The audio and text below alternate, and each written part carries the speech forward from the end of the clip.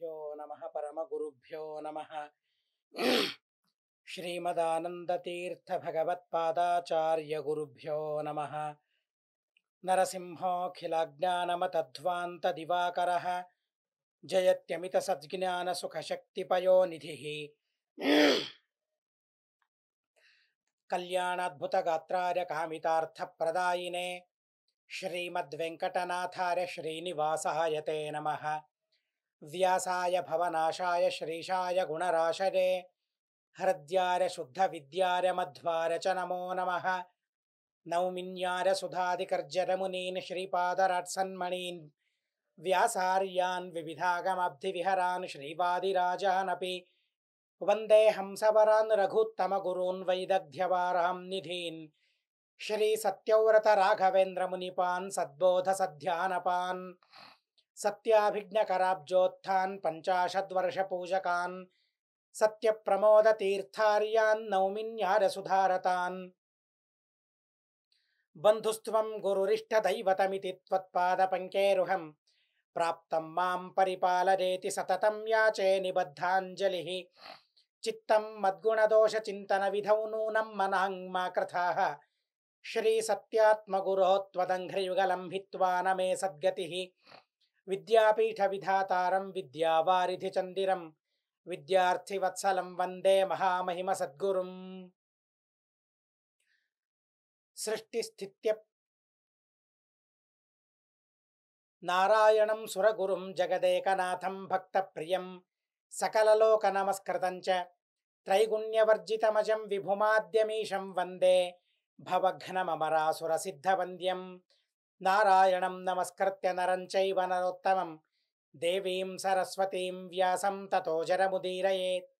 నారాయణార్య పరిపూర్ణగుణర్ణవార విశ్వోదర స్థితిలయోన్నియతిప్రదాయ జ్ఞానప్రదాయ విబుధాసుర సౌఖ్య దుఃఖ సత్కారణార వితతాయ నమో నమస్తే. స్వస్త్యస్తు హరి ఓం హరి ఓం హరి ఓం. హరివాయు గురువుల అనుగ్రహం వల్ల మహాభారత తాత్పర్య నిర్ణయం 27 అధ్యాయాల వరకు సంపన్నమయ్యింది. కర్ణ పర్వం పరిసమాప్తమయ్యింది. ఆ తరువాత 28వ అధ్యాయం శల్య పర్వం, మధ్యలో ఉపపర్వాలు ఐశిక పర్వం, స్త్రీ పర్వం, ఆ పర్వాల నిర్ణయం. ఈ అధ్యాయంలో పాండవులకు రాజ్యప్రాప్తి కలుగుతుంది. ఇలాంటి పాండవ రాజ్య ప్రాప్తిదాయకమైన పరమ శుభంకరమైన ఈ అధ్యాయాన్ని మనం ఆలకిస్తూ ఉన్నాం. మొట్టమొదట శ్రీమదాచార్యుల వారు చెబుతారు, ప్రభాతాయాంతు శర్వర్యాం గురుపుత్రానుమోదితః శల్యం సేనాపతిం కృత్వా యోద్ధుం దుర్యోధనోభ్యయాత్. 17 రోజులు యుద్ధం సంపన్నమయ్యాయి. 18వ రోజు యుద్ధం జరగాలి. అదే చివరి రోజు. 18వ రోజే చివరి రోజు. 18 అక్షౌహిణి సైన్యాలు, 18 రోజులు. అలా 18వ రోజు యుద్ధం ప్రారంభమవుతూ ఉంది. ఎవరో ఒకరు సేనాధిపతి కావాలి. సేనాధిపతి లేకుండా యుద్ధం చేయడం సమంజసం కాదు. ఇప్పుడున్న వారిలో మహాస్త్రవేత్త అశ్వత్థామాచార్యుల వారు మహాబలవంతులు, ఎప్పుడో సేనాధిపతి కావలసిన వారు. అలాంటి అతి విచిత్రమైన పరాక్రమం గలవారు అశ్వత్థామాచార్యుల వారు. సాక్షాత్తు రుద్రదేవుల వారి అంశ. భీష్మాచార్యులైనా, ద్రోణాచార్యులైనా, కరుణులైనా, ఎవరైనా ఆ రుద్రదేవుల వారి ముందు అతి చిన్నవాళ్ళు. అయినా కూడా వారి వారి ఆ జ్యేష్ఠత్వం, వారి వారి పెద్దతనాన్ని చూసి వారికి సేనాధిపత్యాన్ని అంటపెట్టాడు దుర్యోధనుడు. ఇప్పుడు కరుణని తరువాత తనను సేనాధిపతిగా చెయ్యాలి. కానీ దుర్యోధనుడు తననుకున్నాడు శల్యుడు సేనాధిపతి అవ్వాలి. అలా తననుకున్నాడు. కానీ అశ్వత్థామాచార్యుల వారు ఉన్నారు. వారిని విడిచి శల్యుణ్ణి ఎలా సేనాధిపతిగా చేసుకోవడం? అయోమయంలో పడిపోయాడు. అయినా అలా పెద్దవాళ్ళున్నప్పుడు చిన్నవారికి పట్టం కట్టడం ఏదైతే ఉందో ఎలా చేయాలి? చాలా చిత్రంగా, విచిత్రంగా, సమర్పకంగా తను ఆలోచించగలిగాడు. అశ్వత్థామాచార్యుల వారి దగ్గరికి వెళ్ళాడు. సాష్టాంగ ప్రణామం చేశాడు. వారి అనుమతిని తీసుకుని శల్యుణ్ణి సేనాధిపతిగా చేశాడు. ఇది తనలోని ప్రతిభ. ఇది తన విజ్ఞానం ఇది. చేయాల్సిన పని ఇది. అశ్వత్థామాచార్యుల వారు కోపగించుకోకూడదు. వారు ప్రశాంతంగా యుద్ధం చేయాలి. నా సంకల్పం నెరవేరాలి. చాలా బుద్ధిమంతుడు దుర్యోధనుడు. ఎలా అశ్వత్థామాచార్యుల వారిని తన అధీనం చేసుకోగలిగాడు. అప్పట్లో పాలనిచ్చి తన అధీనం చేసుకున్నాడు.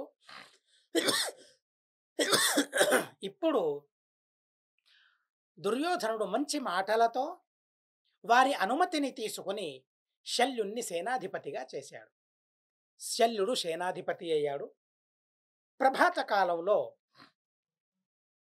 యుద్ధానికి సన్నద్ధమయ్యారందరూ కూడా. 18వ రోజు యుద్ధం ప్రారంభమవుతూ ఉంది. పాండవులకు చాలా సంతోషం. 17 రోజులు యుద్ధం సంపన్నమయ్యాయి. ఇక వీరాధి వీరులని ఎవరూ లేరు. దుర్యోధనుడు మాత్రమే మహాబలవంతుడు. అశ్వత్థామాచార్యుల వారు ఉన్నారు. కానీ వారిని గెలవడం ఎలా పాండవులకు తెలుసు. కాబట్టి వారికి భయం లేదు. భయం లేనందువలన హర్షం కలిగింది, ప్రహర్షం కలిగింది, సంతోషం కలిగింది పాండవులకు. యుద్ధం చేయడానికని సంతోషంగా పాండవులందరూ కూడా వెళుతూ ఉన్నారు. ఆ సందర్భంలో పాండవులకు కౌరవులకు ఘనఘోరమైన యుద్ధం జరిగింది. శల్యుడేం తక్కువవాడు కాదు. తనలో కూడా ముఖ్య ప్రాణదేవుల వారి ఆవేశం ఉంది కాబట్టి తన అతి బలాన్ని అక్కడ చూపించాడు. ఘనఘోరమైన యుద్ధాన్ని వారిరువురు చేస్తూ ఉన్నారు. ఇటువైపు పాండవుల వైపు యుద్ధానికి వెళుతూ మొట్టమొదట భీమసేన దేవుల వారు ఉన్నారు. ఎవరి భయం వారికి, ఎవరి భయము వారికి లేదు కాబట్టి ముందుండి నడిపించారు భీమసేన దేవుల వారు. మధ్య భాగంలో ధర్మరాజున్నాడు. చివర్లో అర్జునుడున్నాడు. ఆ అర్జునుడిని సంరక్షించడానికి శ్రీకృష్ణ పరమాత్మ అక్కడున్నాడు. అలాగే ఆ ధర్మరాజు యుధిష్ఠిరుడు, ఆ యుధిష్ఠిరుని ఇరువైపులా నకుల సహదేవులు ఉన్నారు. అలాగే ధృష్టద్యుమ్న మరియు సాత్యకి కూడా ఆ ఇరువైపులా ఉండి ధర్మరాజుని సంరక్షిస్తూ ఉన్నారు. అగ్రేణ్యేషాం గురోస్సుత. ఇక కౌరవ పక్షంలో మొట్టమొదట అశ్వత్థామాచార్యుల వారు, మధ్య భాగంలో శల్య మహారాజు, ఆ తరువాత చివరికి దుర్యోధనుడు. ఆ దుర్యోధనుణ్ణి సంరక్షించడానికి తన తమ్ముళ్ళున్నారు. దుర్యోధనుణ్ణి సంరక్షించడానికి ఇరువైపులా ఎడమ కుడి వైపున శకుని మరియు ఆ శకుని యొక్క కొడుకు వారిరువురు ఉన్నారు. శల్యునికి ఇరువైపులా, దుర్యోధనునికి ఇరువైపులా కాదు, శల్యునికి ఇరువైపులా తనను సంరక్షించడానికి శకుని మరియు తన కొడుకైన ఉలూక, అలాగే రెండు పార్శ్వాలలో కృపాచార్యుల వారు మరియు కృతవర్మ. ఇలా ఆ వ్యూహాన్ని చేసుకుని వారిరువురు యుద్ధానికి సిద్ధమయ్యారు, కౌరవులు మరియు పాండవులు. ఘనఘోరమైన యుద్ధం జరిగింది. మొట్టమొదట భీమసేన దేవుల వారు అశ్వత్థామాచార్యుల వారిని ఎదుర్కొన్నారు. అలాగే ధర్మరాజు మరియు శల్య వీరిరువురికి ఘనఘోరమైన యుద్ధం జరిగింది. ఈ సందర్భంలో ఏ ప్రయత్నం లేకుండా భీమసేన దేవుల వారు బాణాలతో అనాయాసంగా అశ్వత్థామాచార్యుల వారిని ఓడించారు. అశ్వత్థామాచార్యుల వారిని గెలిచారు. అలాగే శల్యుడు ధర్మరాజును గెలిచాడు. శల్య మరియు అర్జున వీరిరువురి యుద్ధం జరిగింది. వారిరువురి యుద్ధం ఎలాగంటే అద్భుతం, రోమహర్షణం. రోమాంచనకారి అవుతూ ఉంది. అలాంటి అద్భుతమైన యుద్ధాన్ని శల్యార్జునులు చేస్తూ ఉన్నారు. ఆ సందర్భంలో అశ్వత్థామాచార్యుల వారు మళ్ళీ యుద్ధానికి సిద్ధమై భీమసేన దేవుల వారిని ఎదుర్కొన్నారు. మరొక రథాన్ని ఎక్కి భీమసేన దేవుల వారితో యుద్ధం చేయడానికి పూనుకున్నారు. అలాగే దుర్యోధనుడు కూడా భీమసేన దేవుల వారితో యుద్ధం చేయడానికి వచ్చాడు. అప్పుడు అటువైపు దుర్యోధనుడు మరియు అశ్వత్థామాచార్యుల వారు, ఇటువైపు భీమసేన దేవుల వారు మాత్రమే. అయినా భీమసేన దేవుల వారికి ఎవరి వల్ల భయం లేదు. ఇద్దరున్నా, 200 ఉన్నా, 20,000 ఉన్నా, అటువైపు సమస్త ప్రపంచమే ఉన్నా భీమసేన దేవుల వారికి ఏం కాదు. అలాంటి సామర్థ్యం వారిది. అయినా కూడా భీమసేన దేవుల వారి పై చేయి ఎలా ఉందో, ఎలా వారిరువురిని గెలిచారో, భీమసేన దేవుల వారి తాహతు ఎలాంటిదో, వారి మనోభావన ఎలాంటిదో, వారి జ్ఞానం ఎలాంటిదో, వారి పక్వత ఎలాంటిదో దాన్ని మనం తెలుసుకోవాలి. యుద్ధంలో ఏదో ఎద్దులా వెళ్ళి పైన పడడం కాదు. ఆ యుద్ధంలో చాణాక్షంగా ఎదురుగా ఉన్న వారిని గెలవగలగాలి. వారు బలాన్ని తక్కువ చేయడానికి, మనలో ఎదుటి వారిలో అసహనం నెలకొల్పడానికి, అలా వారిని కించపరచి వారిని గెలవడానికి ఎత్తుకు పై ఎత్తులు వేస్తూ ఉంటారు. ఆ ఎత్తుకు పై ఎత్తులు ఏవైతే ఉన్నాయో వాటిని తెలుసుకోగలిగి యుద్ధం చేయాలి. ఎదుట ఉన్నవారు సామాన్యులు కాదు. దుర్యోధనుడు, అశ్వత్థామాచార్యుల వారు, వారి ఎత్తుగడలను అంచనా వేయాలి. అలాంటి జ్ఞానం, పరిజ్ఞానం, పక్వత, పరిపక్వత భీమసేన దేవుల వారిలో ఉంది. కాబట్టి వారిరువురిని కూడా అనాయాసంగా భీమసేన దేవుల వారు నివారించారు. వారిరువురిని గెలిచారు. తాభ్యాం తస్యాభవద్యుద్ధం సుఘోరం అతిమానుషం. మనుషులెవరూ అలాంటి యుద్ధాన్ని చూడలేదు. చేయడం దూరం. అలాంటి యుద్ధాన్ని వారందరూ కూడా చేశారు. దుర్యోధన మరియు భీమ, అశ్వత్థామాచార్యుల వారు మరియు భీమ సేనదేవుల వారికి అలాంటి అతిమానుషమైన యుద్ధం జరిగింది. ఇక దుర్యోధనుని తమ్ముళ్ళు, సహోదరులు, మిగిలిన తమ్ముళ్ళు వారందరినీ కూడా ద్రౌపదీ కుమారులు యుయుత్సువుతో కూడుకుని, శిఖండితో కూడుకుని యుద్ధానికి వెళ్ళారు. వారు యుద్ధం చేస్తూ ఉన్నారు. ద్రౌపదీ పుత్రులు యుయుత్సు, శిఖండి వీరందరూ చేరి దుర్యోధనుని సహోదరులతో యుద్ధం చేస్తూ ఉన్నారు. అటువైపు సహదేవుడు శకుని మరియు ఉలూక వారిరువురితో యుద్ధం ప్రారంభించాడు. సహదేవుడు శకునితో, అలాగే నకులుడు శకుని కొడుకైన ఉలూకునితో యుద్ధం చేయడం ప్రారంభించారు. ధృష్టద్యుమ్న, కృతవర్మ వీరిరువురితో సాత్యకి మరియు కృపాచార్యుల వారు యుద్ధం చేస్తూ ఉన్నారు. ఇలా వీరందరిలో యుద్ధం చాలా లఘువైన యుద్ధం, చిరు యుద్ధం జరిగింది వీరిరువురి మధ్య. అల్పకాలమైన యుద్ధం, అల్పకాలమైనా కూడా అతి భయంకరమైన యుద్ధం వారిలో జరిగింది. అలాంటి సందర్భంలో ఆ శల్యుడు అర్జునుని చుట్టుముట్టూ బాణాలను విసిరాడు. అంధకారాన్ని నెలకొల్పాడు. ఏ వస్తువు కనపడడం లేదు. అలాంటి పరిస్థితి అర్జునునికి ఎదురయ్యింది. అర్జునుడు కూడా తక్కువేం కాదు. తను కూడా బాణాలతో శల్యుణ్ణి వేధించాడు. శల్యునితో యుద్ధం చేస్తూ ఉన్నాడు. వారిరువురి మధ్య సమానంగా యుద్ధం జరుగుతుంది. ఒకరు ఎక్కువ, ఒకరు తక్కువ కావడం లేదు. అలా సరి సమానంగా వారిరువురి మధ్య యుద్ధం జరుగుతుంది. దేవతలకు దైత్యులకు జరిగినట్లు జరుగుతూ ఉంది. శల్యుడు వజ్రసన్నిభమైన ఒక అస్త్రాన్ని తీసుకున్నాడు. అర్జునుని హృదయానికి గురిపెట్టి వదిలాడు. ఆ అస్త్రం అర్జునుని హృదయానికి తాకింది. చాలా బాధ కలిగింది. అక్కడికక్కడే సొమ్మసిల్లిపోయాడు. శల్యునిలో వాయుదేవుల వారి ఆవేశమున్నందువలన అర్జునుడిని కూడా గెలవగల సామర్థ్యం అప్పుడప్పుడు తనకొస్తుంది.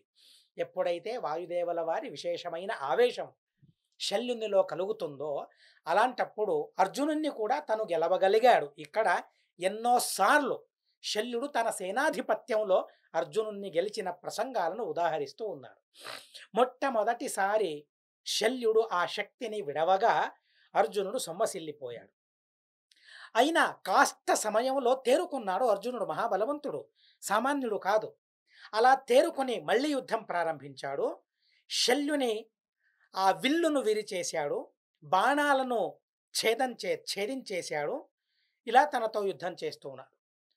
శల్యుడు మరో విల్లుని తీసుకున్నాడు, మళ్ళీ యుద్ధం చేశాడు.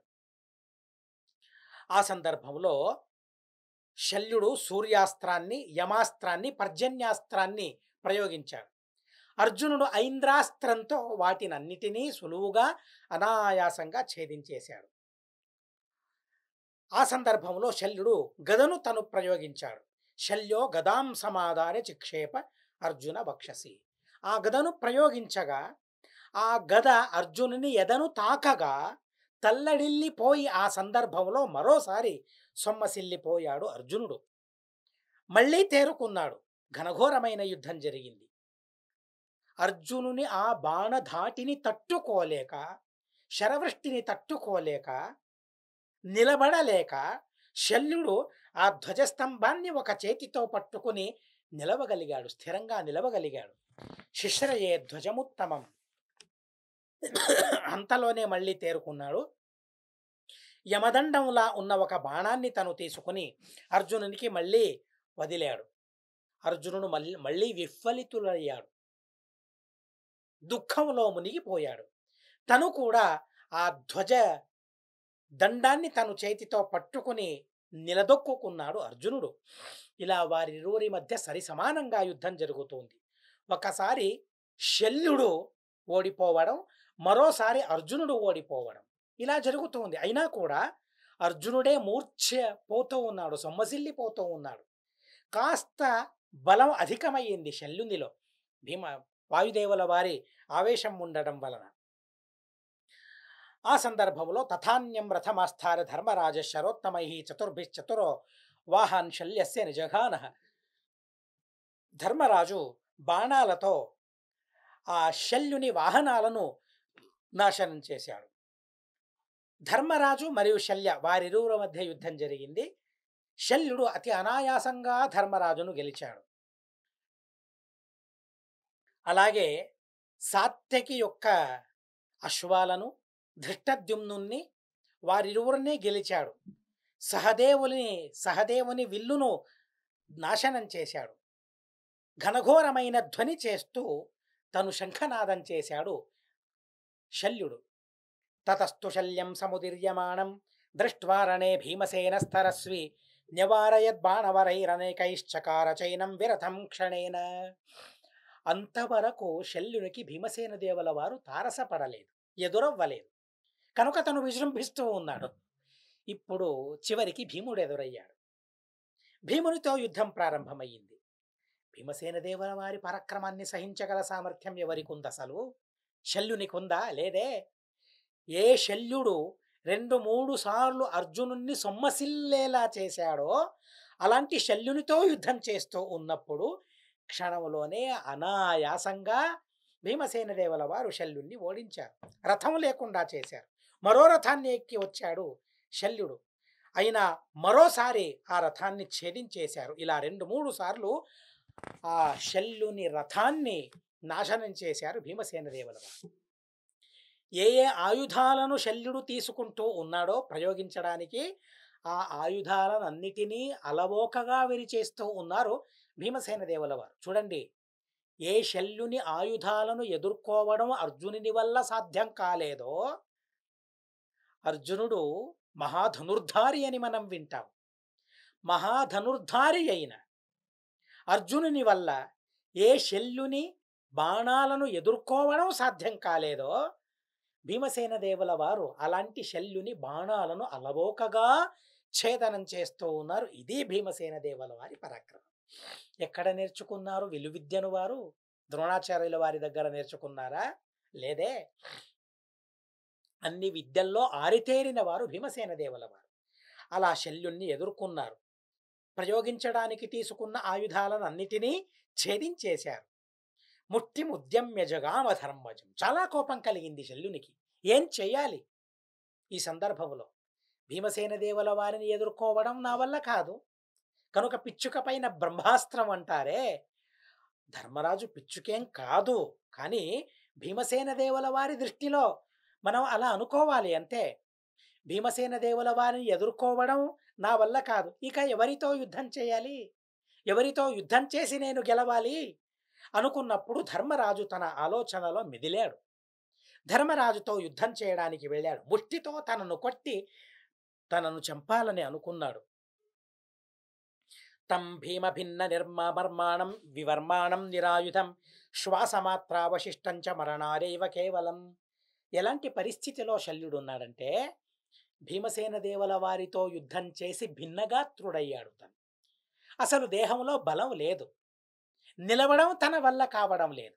ఇక యుద్ధం చేయడం తన వల్ల ఏం సాధ్యమవుతుంది? అలాంటి శల్యుణ్ణి సంహరించడం ధర్మరాజుకు చాలా సులభం.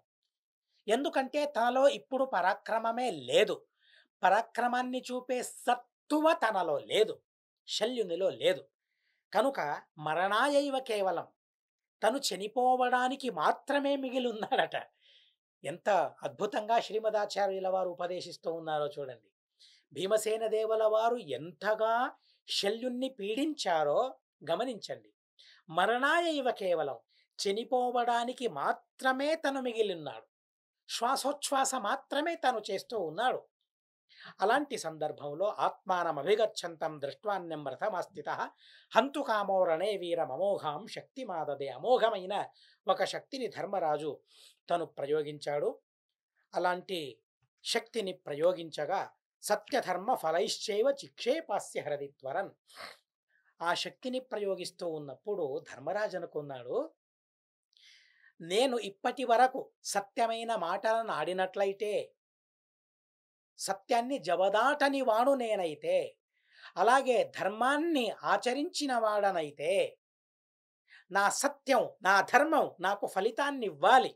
అదేంటి ఫలం అంటే, శత్రువైన శల్యుడు సంహృతమవ్వాలి, ఈ శక్తితో తన సంహారం జరగాలి అని తను సంకల్పించుకొని శల్యుని హృదయం పైన ఆ శక్తిని ప్రయోగించగా భిన్న హృదయుడయ్యాడు శల్యుడు.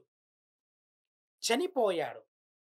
శల్యుడు మంచివాడు, ధర్మాత్ముడు, తను సత్యనిరతుడు, తను సత్యధర్మరత శల్య. శ్రీమదాచార్యుల వారు చెబుతూ ఉన్నారు చూడండి, ఎవరెవరి స్వరూపం ఏంటో, ఎవరెవరి అంశ ఎలాంటిదో, ఎవరిలో ఎవరి ఆవేశం ఉందో శ్రీమదాచార్యుల వారు చెప్పాలే తప్ప మిగిలిన వారికి ఏం సాధ్యమవుతుంది? ఎలా సాధ్యమవుతుంది? సాధ్యం కాదు. కనుక శ్రీమదాచార్యుల వారు చెబుతూ ఉన్నారు, సత్యధర్మ నిరతుడు శల్యుడు, మహానుభావుడు శల్యుడు, మహామనీషి శల్యుడు, సాత్వికుడు శల్యుడు. కనుక తనకు నరకం కలగదు. ఎలాంటి తప్పులు చేసినా నరకం తనకు రాదు. ఈ లోకంలో ఏ చిన్న దుఃఖాలున్నాయో వాటిని మాత్రమే అనుభవించాలే తప్ప నరక దర్శనం అనేది దేవతలకు ఉండదు. కనుక తను చేసిన యుద్ధం వల్ల, తను చేసిన ధర్మం వల్ల తనకు స్వర్గం లభించింది, స్వర్గప్రాప్తి తనకు కలిగింది. అలా శల్యుడు కూడా మరణించాడు, శల్యుడు కూడా సంహృతుడయ్యాడు. మద్రరాజే హతే వీరే సుశర్మార్జునమభ్యయాత సంక్షప్తకావశిష్టైస్తమనయన్మృత్యవేర్జున. ఇక శల్యుడు చనిపోయిన తరువాత సుశర్మ మిగిలిన సంక్షప్తక గణంతో అర్జునునితో యుద్ధం చేయడానికి వెళ్ళాడు. అర్జునుడు ఆ సుశర్మను సంహరించాడు. ఆ సందర్భంలో భీమసేన దేవుల వారు మిగిలిన కౌరవులను అందరినీ కూడా సంహరించారు. దుర్యోధనుణ్ణి మినహాయించి మిగిలిన ఆ దుర్యోధనుని సహోదరులు తమ్ముళ్ళందరినీ కూడా భీమసేన దేవుల వారు సంహారం చేశారు. సహదేవుడు ఉలూక మరియు శకుని, అతిపాపి శకుని కొందరు మంచివాడు అని అనుకుంటూ ఉంటారు, కానీ శకుని మంచివాడు కాదు, తను అతిపాపి అయిన శకుని మరియు శకుని కొడుకైన ఉలూకుణ్ణి సహదేవుడు సంహరించాడు.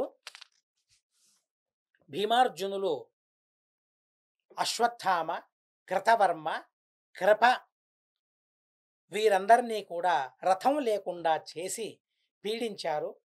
వారి పీడను తట్టుకోలేక అందరూ కూడా భయంతో పరిగెత్తుకుని వెళ్ళారు, అడవిలో ప్రవేశించారు. పాండవులకు కనిపించకుండా వారందరూ కూడా అడవిని ప్రవేశించారు. అలాంటి సందర్భంలోనే ఆ యుద్ధాన్ని చూడడానికని వచ్చిన సంజయుడు ఒక చోట కూర్చుని కూడా చెబుతాడు. అలా యుద్ధంలో తను సంచరిస్తూ యుద్ధంలోని వార్తలను ధృతరాష్ట్రునికి చేరవేస్తూ ఉన్నాడు. సాత్యకి ఆ సంజయుణ్ణి చూశాడు. సంజయునితో యుద్ధం చేసి తనను సంహరించాలనుకున్నాడు. ఆ క్షణంలోనే వేదవ్యాసదేవుల వారు అక్కడ ప్రత్యక్షమయ్యారు. అనంత శక్తి సంపన్నుడు భగవంతుడు. అలాంటి భగవంతుడు ప్రత్యక్షమై ఆ సాత్యకిని విడిపించారు భగవంతులు వేదవ్యాసదేవుల వారు. తేషామభూత్ తస్య చ ఘోర రూపం యుద్ధం సబాణైర్బహుశోర్జునంచ చకార మూర్ఛాభిగతం యుధిష్ఠిరం యమావయత్నాద్విరథాంశ్చకార. తరువాత మిగిలిన వాడు ఒకే ఒక్కడు, తను దుర్యోధనుడు. అందరూ పారిపోయారు.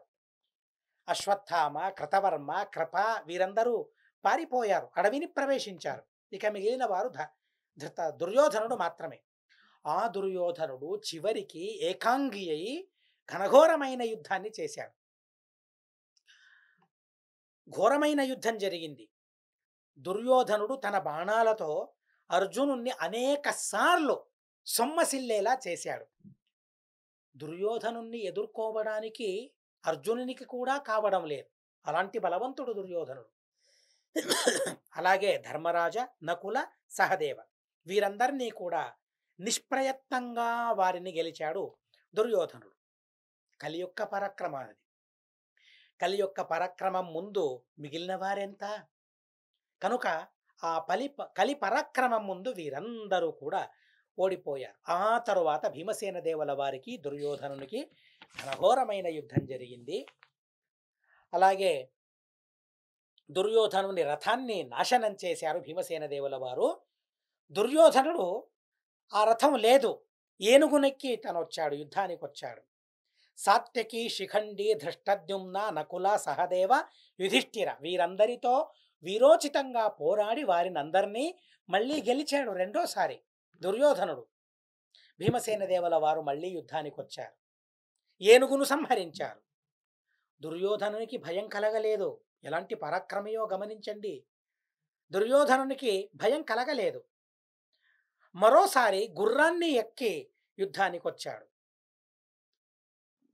శత్రునాశకమైన ఒక ప్రాస అనే ఆయుధం, ఆ ప్రాస అనే ఆయుధాన్ని తను ప్రయోగించాడు. సాత్యకితో యుద్ధం చేస్తూ ఉన్నాడు. దుర్యోధనుడు ఆ ప్రాసాయుధంతో సాత్యకిని కొట్టగా సాత్యకి సొమ్మసిల్లిపోయాడు. అలాగే నకుల, సహదేవ వారందరూ కూడా దుర్యోధనుని ఆ ప్రాసాయుధంతో పీడితులై రథంలోనే యుద్ధం చేయకుండా మిన్నకుండిపోయారు, కూర్చున్నారు. ధర్మరాజు యుద్ధం చేయడానికి వస్తూ ఉన్నాడు. దాన్ని చూసి భీమసేన దేవుల వారు ఆ దుర్యోధనుని యొక్క గుర్రాన్ని చంపేశారు. ప్రాసే నికృత్తే చ వృకోదరేణ.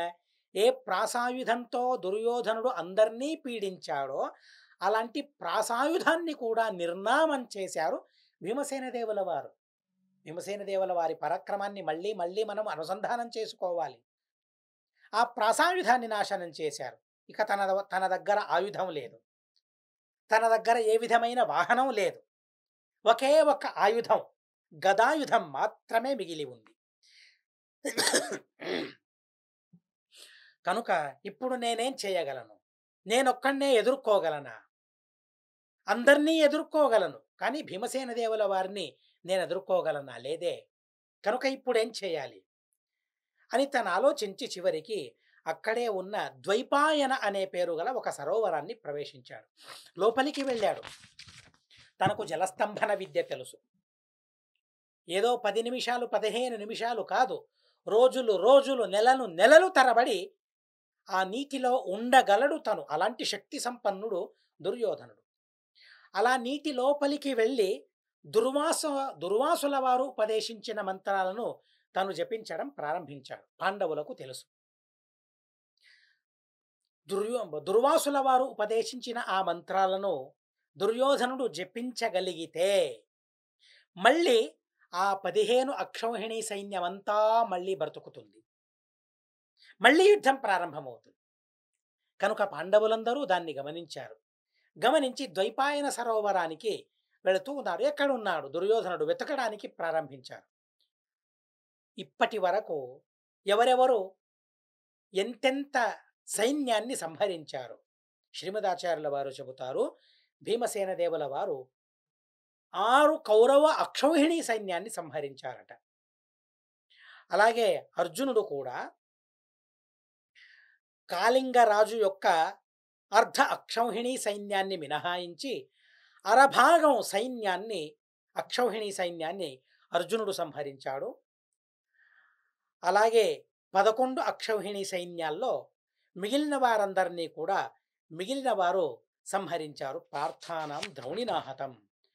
అలాగే పాండవ పక్షంలోని 4 అక్షౌహిణీ సైన్యాన్ని చూడండి అశ్వత్థామాచార్యుల వారు సంహరించారు. ద్రోణ కర్ణ మిగిలిన వారందరూ కూడా మిగిలిన వారి సంహరించారు. దుర్యోధనో భౌమసూను ప్రాయస్సేనాహన క్రమ. అలా క్రమంగా భీష్మ, దుర్యోధన, భగదత్త వీరందరూ కూడా క్రమంగా అధికమైన సైన్యాన్ని సంహరించారు. ఇలా కౌరవ పక్షంలో పాండవ పక్షంలో ఎవరు ఎంతగా సంహరించారనే వివరాన్ని శ్రీమదాచార్యుల వారు మనకు చెప్పారు. ఇక జయం అనేది గగన కుసుమము అనుకున్న దుర్యోధనుడు ద్వైపాయన సరోవరాన్ని ప్రవేశించి జపం చేస్తూ ఉండగా పాండవులందరూ కూడా వెతకనారంభించారు. ఎక్కడున్నాడు తను? వ్యాధులందరూ చెప్పారు, లేదు తను నీటిలో మునిగాడు అని చెబితే ఆ సందర్భంలో ఆ ద్వైపాయన సరోవరం గురించి పాండవులందరూ వెళుతూ ఉన్నారు. దుర్యోధనో విషత్తోరం దృష్ట్వాతం కేశవాగ్ధర యుధిష్ఠిర సుపరుషై వాక్యైరేనం అథాహ్వయత. దుర్యోధనుడు సరోవరాన్ని ప్రవేశించాడు. భగవంతుని అనుమతితో ఆదేశంతో ధర్మరాజు అక్కడికి వెళ్ళి పరుషమైన వాక్యాలతో తనను బయటికి రమ్మని పిలుస్తూ ఉన్నాడు. ఆ పరుషమైన మాటలను పడలేక ఓర్చుకోలేక దుర్యోధనుడు పైకొచ్చాడు. పైకొచ్చి ఎలాగంటే ఒక కర్రతో పాముని కొడితే పాము ఎలా లేచి నిలబడుతుందో కరవడానికి కోపంతో, అలాగే ఆ దుర్యోధనుడు కూడా ధర్మరాజు యొక్క పరుషమైన మాటలను వినలేక ఓర్చుకోలేక పైకొచ్చాడు. పైకొచ్చి ధర్మరాజుకు చెబుతూ ఉన్నాడు. ఉవాచ శాఠ్యాత్ తపసేవనాయ యాయాం భవాన్ శాసతు సర్వపృథ్వీం. ధర్మరాజా, నేను అడవికి వెళతాను, సమగ్రమైన ఈ సామ్రాజ్యాన్ని నువ్వే పరిపాలించమని ధర్మరాజు చెప్పాడు. దుర్యోధనుడు ధర్మరాజుకు చెప్పాడు. చెబితే భీమసేన దేవుల వారు ధర్మరాజంటూ ఉన్నాడు, ఏంటయ్యా దుర్యోధన, సర్వోత్తముడైన కృష్ణ పరమాత్మ సంధానం కోసమని వస్తే నీవు ఎలా తనను అవమానపరిచావు గుర్తుందా? అలాంటప్పుడు నువ్విచ్చిన ఆ రాజ్యాన్ని తీసుకోవడానికి అతంత్రులమనుకున్నావా? అశక్తులనుకున్నావా పాండవుల్ని? లేదే, యుద్ధం చేసి నిన్ను సంహరించి ఆ రాజ్యాన్ని సంపాదించుకునే తాహతు మా దగ్గరుంది, యుద్ధానికి సిద్ధం కమ్మని ధర్మరాజు ఆహ్వానిస్తూ ఉన్నాడు. యద్యపి ధర్మరాజుకు యుద్ధం చేసే సామర్థ్యం లేదు, అయినా కూడా భీమసేన దేవుల వారు తమ పక్షంలో ఉన్నారు. ఆ భీమసేన దేవుల వారు దుర్యోధనుణ్ణి సులువుగా గెలిచేస్తారు, సంహరిస్తారనే భరోసా ధర్మరాజుకుంది కాబట్టి దుర్యోధనుణ్ణి ఆహ్వానిస్తూ ఉన్నారు. తరువాత భీమ దుర్యోధన వీరిరువురి మధ్య ఘనఘోరమైన యుద్ధం జరిగింది. భీమసేన దేవుల వారు దుర్యోధనుణ్ణి సంహరించారు. కలి యొక్క సంహారం అక్కడ జరిగిందనే విషయాన్ని ఆచార్యుల వారు ఉపదేశిస్తారు. ఆ విషయాన్ని మళ్ళీ మనం క్రమంగా ఆలకిద్దామని చెబుతూ అస్మద్గురువంతర్గత తాత్విక దేవతాంతర్గత భారతీరమణ ముఖ్య ప్రాణాంతర్గత శ్రీకృష్ణార్పణమస్తు. అక్షరం కర్మ యస్మిన్ పరే స్వర్పితం ప్రక్షరం యాంతి దుఃఖాని యన్నామతః అక్షరోజో అజర సర్వదేవామృతః కుక్షిగం యస్య విశ్వం సదా అజాదికం ప్రణరామో వాసుదేవం దేవతా మండలాఖండ మండనం. హరి ఓం, హరి ఓం, హరి ఓం.